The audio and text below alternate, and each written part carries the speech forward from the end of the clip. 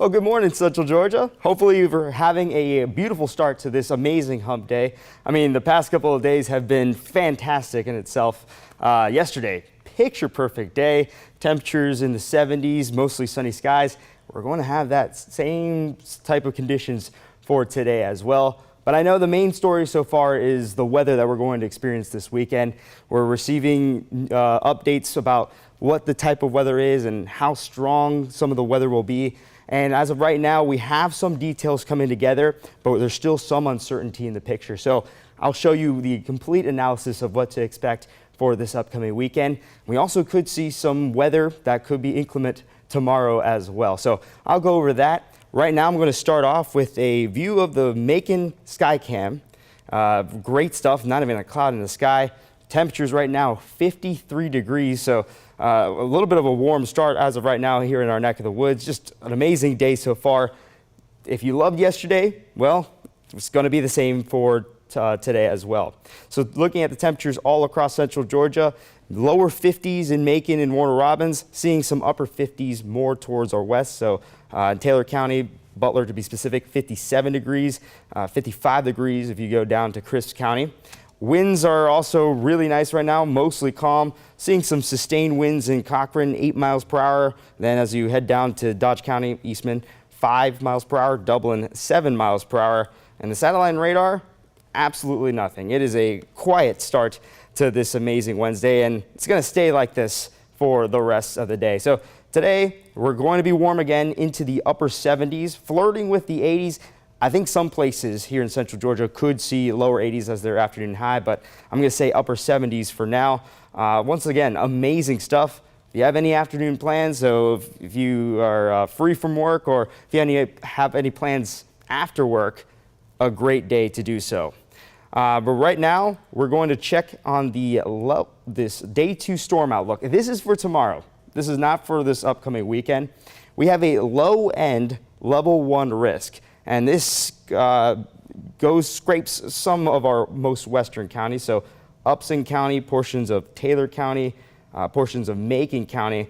I just want to highlight that this is all due to just because of how hot it is. Sort of like a summertime pattern where we've been hot for a couple of days. It's heating up the ground. So we have some instability. We have some fuel for some thunderstorms to develop. But once again, kind of like a normal July day or a normal early August day where you walk outside and you have a storm come in and it lasts for 10 to 20 seconds, or sorry, not 10 to 20 seconds, 10 to 20 minutes. And it could be strong in nature, but after that, you're just going to continue to have a great day ahead. So that's the level 1 out of 5 risk for our most western counties. But then going towards Saturday and Sunday. So this is the day 4 and the day 5 outlook. As you can see, the areas shaded in the tan, they are under a level 3 out of 5 risk. So meaning that there's a 30% chance of seeing severe weather. This risk highlights, once again, areas mostly west of I-75. So it goes in between Jasper County, all of Monroe County, all of Peach County, all of Crawford County, all of Macon County, all of Taylor County, all of Upson County as well, and portions of Dooley County, everywhere towards the right, so on the eastern side, under a level 2 out of 5 risk, so slightly lower in terms of the outlook, and that's a 15% chance of seeing severe weather, so that's most of Bibb County, Twiggs County, Jones County, Putnam County, Hancock County, Lawrence County, you name it. And then that level 2 risk is extended for Sunday as the storms move across our neck of the woods, which is a good thing because that means that the level 3 hasn't been extended yet for those counties towards our east. So still a level 2 for those areas for Sunday. Hopefully we don't see any changes in terms of extensions of the areas in terms of the level 3 risk. But all in all, severe weather as of right now looks likely for those places. So I'm going to show you the future view just to show you what to expect for today and for the next 2 days. So for today, absolutely quiet weather. We're not expecting anything, maybe some clouds in the picture. But then once we get into tomorrow, we'll have a partly cloudy start to the day. And then notice these isolated blips on the future view right around 4 to 5 o'clock. Very similar to what we see in the summertime. Like I said, they just pop out of nowhere. This is just all because of how hot it is. We're flirting with the 80s for the next 2 days, and it's just going to be warm. And with warm weather being continuous, that warm air continues to rise and it expands and it causes storms to develop. So I just want to highlight that yes, we could see some severe weather, but it's extremely low. And if we do see it, it would be very short-lived. We're not expecting this to be that impactful for your day. So we have right now, I think, a 30% chance of rain and potential rumbles of thunder for tomorrow. And this will be mainly west of I-75 for our most western counties. But like I said, treat tomorrow like a July day. Then once we get into Friday, we could have some showers in the early morning that could linger, but they'll lose some steam really quick. Once you take away the sunlight and the heat that's distributed throughout the day, but they really have no energy to sustain themselves. Then we get into Friday afternoon. Some sprinkles are possible. So yeah, with the heat of the day, some sprinkles are possible, but I'm not expecting any thunderstorms just like what we're expecting for tomorrow. Mainly dry day for Friday. So it's going to be probably the best day out of the weekend to enjoy, have any outdoor plans. I know Dublin, they're already planning some events for St. Patrick's Day. I know tomorrow is the pancake supper, but hopefully that's not going to be affected by any storms. But anyways, Friday afternoon, Friday evening, great time to go outside and enjoy it. And then Saturday early morning, that's when our short range models get cut off. That's when they expire because this only goes 3 days out. And this is when we rely on the long range future view. And the long range future view shows that for Saturday morning, it should be mainly dry, but once we get to midday, that's when there's a chance of seeing some rain. But the timing of the main front, that is the main driver of the storms that we're expecting for this weekend, similar to what we've seen so far this year, late night Saturday, early morning Sunday. So this could be an overnight situation where in the early morning, we could receive the worst of the weather and probably the highest chances of seeing the severe thunderstorm warnings or most likely tornado warnings as well. So this is another case where we'll always mention have a way to receive alerts during this time and make sure that those alerts can wake you up, because that's the most important part. We just don't want you to stay asleep throughout the warnings being issued. So we're thinking, once again, late night Saturday, early morning Sunday, very similar to the two fronts that we saw earlier this year. The main front in mid-February, where it caused those multiple severe thunderstorm warnings. We also had that line of storms late last year, so late December, a couple days before New Year's Eve. Very similar to that. The timing almost the same. And then once we get into Sunday afternoon, we should be left with nice, clear weather to start the week off. But it is looking more like an overnight situation. Monday, looking mostly sunny. And then Tuesday, once again, dry. We're not seeing any blips here in the long-range future view. So I'm going to go over the temperatures just to show you why we could see some storms for tomorrow, just to show you how hot it's going to be. So right now for later today, upper 70s, and I mentioned earlier, lower 80s are possible once again, but we're not expecting anything because it hasn't been hot for too long. We've had some cool weather in the past week, so that's not going to provide the ingredients necessary for storms to develop. And then, our numbers start to cut out there, but I can go to the 7-day forecast. Yeah, could be an issue with our models. But here's a 7-day forecast. Tomorrow, not as warm as what we're expecting for today, but still into the 70s. So we've had multiple days in a row, or we're going to have multiple days in a row where we're going to be into the 70s. That is enough to fuel the ground, fuel the warm air to rise and to expand and to cause thunderstorms in our neck of the woods. So we only have a 30% chance of rain for that time, and that's only for the chances of seeing isolated showers and isolated thunderstorms. Like I said, I said this earlier, treat this day, treat tomorrow, like a normal July day. So I don't think it will impact much of your plans, but it's still good to keep an eye on potential storms for tomorrow. Only a low-end level 1 risk for most western counties. Then once again, Friday, 10% chance just for the potential of seeing some sprinkles. And then Saturday, once again, late night, we could see those storms roll in.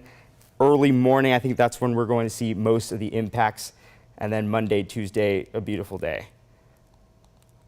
I'm going to go back towards the risks for Saturday and Sunday.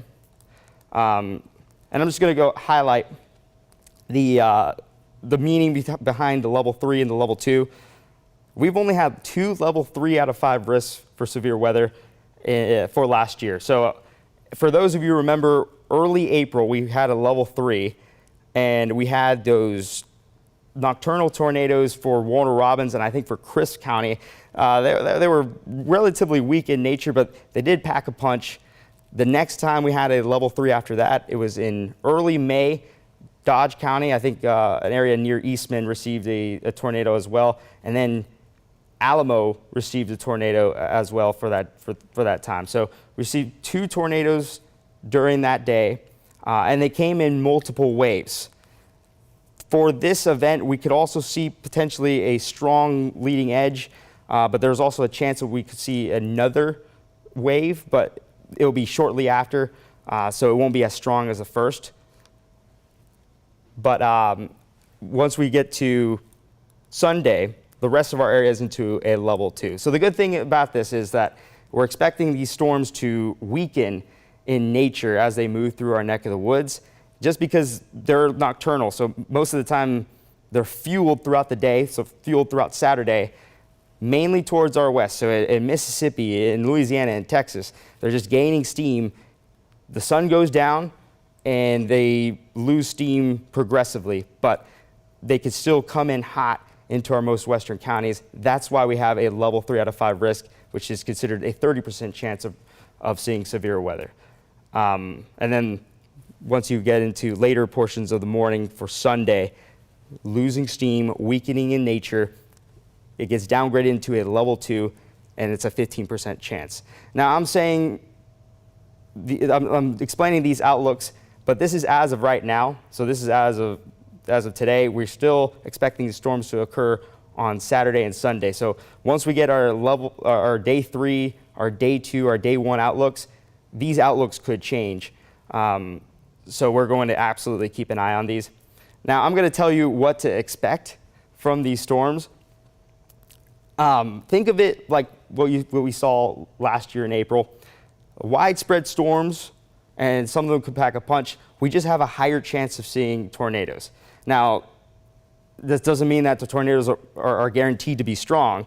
Actually, most of the time, they're going to be still weak in nature, spin-ups, and relatively low if they do touch the ground in terms of classification. Nothing that we haven't seen before. And then once we get later into the day, those tornado chances, or later in the morning, sorry, those tornado chances decrease as well. But the thing is, the reason why we have a level 3 out of 5 risk this early, because typically we know 3 days ahead of time, not 4 to 5 days ahead of time. But the reason why we know this far ahead, this early, is because all of the ingredients are there. And all the ingredients are set in place. So in the atmosphere, stuff has to happen. We have to have low pressure systems, high pressure systems, and some of them brings ingredients into the south.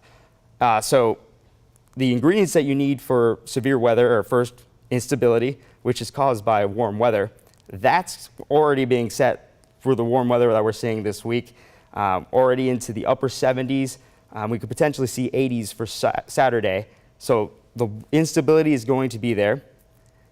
And then we will have wind shear. Wind shear just means changes in the winds in regards to height. So I explained this to a person on the street, and he gave me a perfect analogy.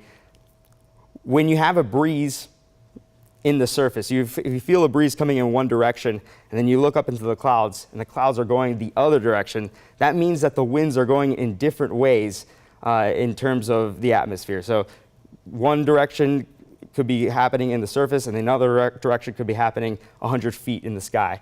That means that the winds are interacting with each other. They're going in different directions, and that could cause a spin. And that is the main way we see tornadoes occur, because of that spin.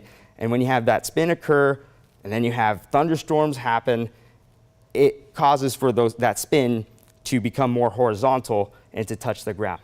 So we have that wind shear, we have the interaction of winds, that's in place, and we have that warm weather in place. So that's the reason why we have that level 3 out of 5 risk this early, but we just don't know the exact impacts yet. It is just way too far out.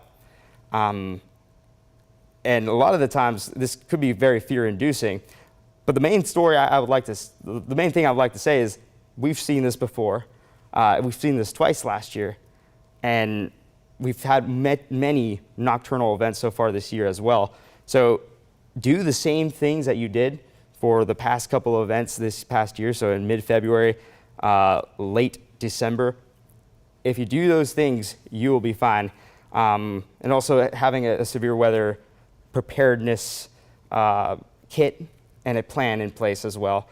The best thing is, if you are under a tornado warning, having a plan in your home or in your domicile, wherever you're staying at, knowing where the safe spot is, which is typically lowest level, most interior room, and away from windows. That's going to be very, very important. But all in all, it is still 4 to 5 days out, and we could see many changes with this system. And we'll have a better idea once we get the short-range models as well. So say tomorrow, that's when we'll have the front moving into our short-range models. We'll see a better idea where specifically some places could see higher impacts, some places could see lower impacts. So it could be a messy weekend, mainly for late night Saturday, heading into early Sunday morning. And then once again, I'm going to reiterate, tomorrow could see a chance of potentially some strong thunderstorms. However, once again, treat it like a July day. Could be strong, but it'll last for 20 to 30 minutes, and then it'll just lose steam. It's just because of how warm the air is, and it's just going to cause instability to happen there. So that is our extended forecast for today. I had a pleasure. I'm going to go actually see if there's any questions that was provided to the Weather Network. Meteorologist Alex Pry, he couldn't be here today. He is on a school visit, so he's out there teaching the kids more about weather. Now, I didn't see any questions on the 13WZ Weather Network, but I'm pretty sure that most of you are mainly concerned about the potential for storms for this upcoming weekend. So that was the most in-detailed analysis that I could give as of right now, but we'll continue to give you more updates on the 13WZ Plus stream. So this is going to happen for the next couple of days as well. At 10 o'clock in the morning, Alex Pry is going to be here. Then we're also going to do it at 9 o'clock in the evening. Ben Jones, the man, he's also going to explain it as well, more in depth. So you're going to have plenty of opportunities to have the latest updates through our 13WZ mobile app and through the 13WZ Plus app on Roku, Fire TV, Apple TV as well. We'll be here no matter what. And the main motto that we also have is, we'll be here throughout the storm. We're going to act as sort of the hand that will comfort you throughout the storm, throughout the bad weather. We'll be here to comfort you, so don't worry. It will all be fine. Just stay updated and have a plan, and you should be good to go. So I had a pleasure giving you the extended forecast for today, and hopefully you enjoy this beautiful day that we're going to have and that we're continuing to have. Sunny skies, warm weather, enjoy it. Afternoon plans, gotta go. So thank you very much, and have a beautiful day, Central Georgia.